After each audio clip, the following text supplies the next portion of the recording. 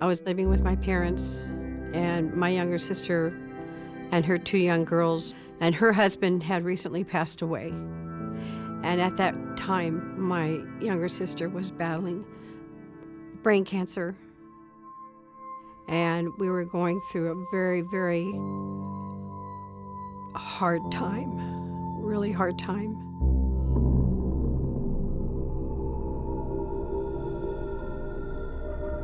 He kept coming over to my parents' house and upsetting my parents. And my sister was on chemo and was sick. And I didn't want him upsetting my family anymore. I just wanted it to stop. The only way that I could stop him from bothering my family was to go back with him, even though I didn't want to.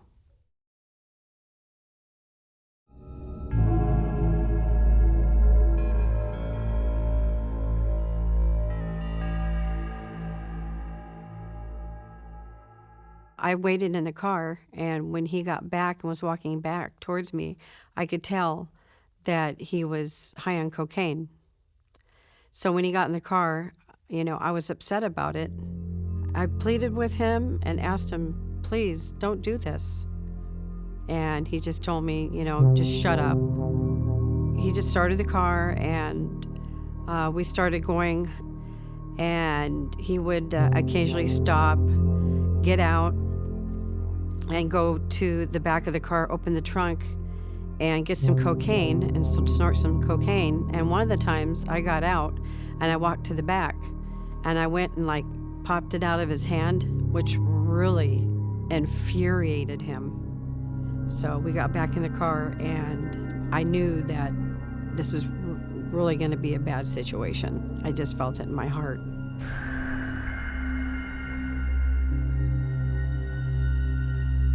It was pitch dark, not a soul in sight, just me and him in the car.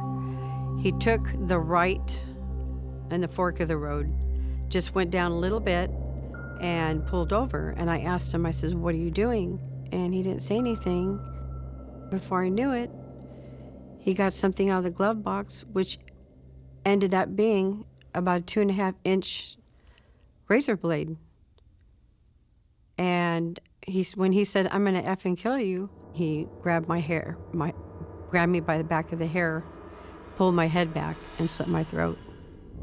After stabbing my throat, then he started cutting up my body, and I caught eyes with him for just a second, and they looked like the devil. They were like a fiery looking reddish orange, real evil look.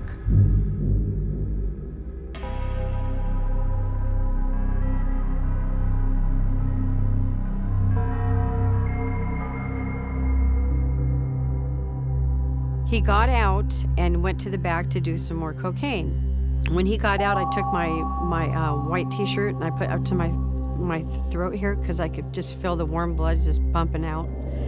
And I just figured, well, I'm gonna bleed to death and I'm gonna die. I started saying my goodbyes to my dad and my mom and all my loved ones. Then all of a sudden he got in the car and he started the car up and started driving further into the woods. And without even thinking about it, I didn't even think about it. I just did it. I jumped out of the car going about 35 miles an hour.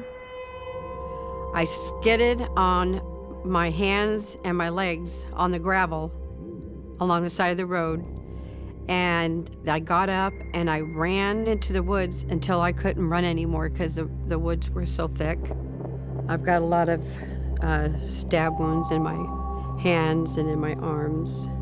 And my legs were just like hamburger meat from jumping out of the car. I then got down in a fetal position. And that's when I heard the car door open. I heard his footsteps coming closer and closer to me. I tried to stay as quiet as I could so he wouldn't hear me. I was terrified, and it's like, I'm gonna die. You know, he means it. He's going to kill me. That's when he found me, and he had a big pair of scissors, and he started stabbing me. He stabbed me in my head. He stabbed me in my neck, in my arms, in my back. I knew that the only way that I could maybe possibly survive would be to play dead. So I played dead. He dragged me back to the car by my clothes and threw me in. He got in the car, and he saw that I was still alive. And that's when he went and started choking me. He was going to choke me to death. We ended up back at the same apartment complex that he had went to earlier to get some cocaine. And he says, if you leave out of this car, he goes, I'll find you and I'll kill you. He got out, and I heard his footsteps going up to the second floor. So I went and opened the car door as quietly as I could and got out. I just started running like crazy. I mean, I felt like I was flying. And I went in the opposite direction of where he went. And I was going up to doors and knocking and begging and pleading for help. And nobody would answer their door. So I was desperate. I can hear people talking. And I found this window that was open. And I jumped in.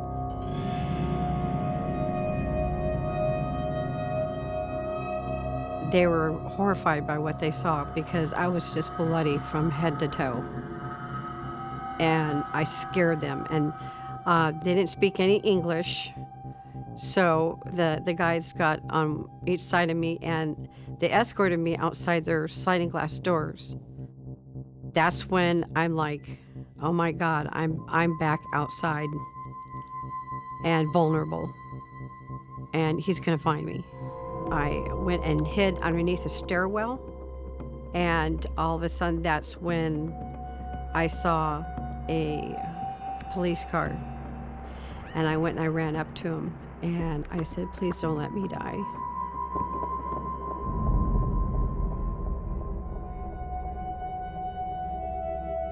The ambulance arrived, and that's when they took me to the trauma center.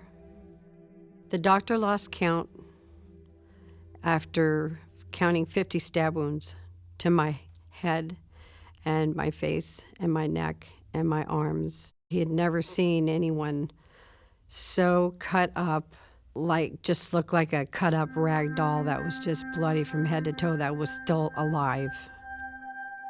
Another 20, 25 minutes, I would have bled to death.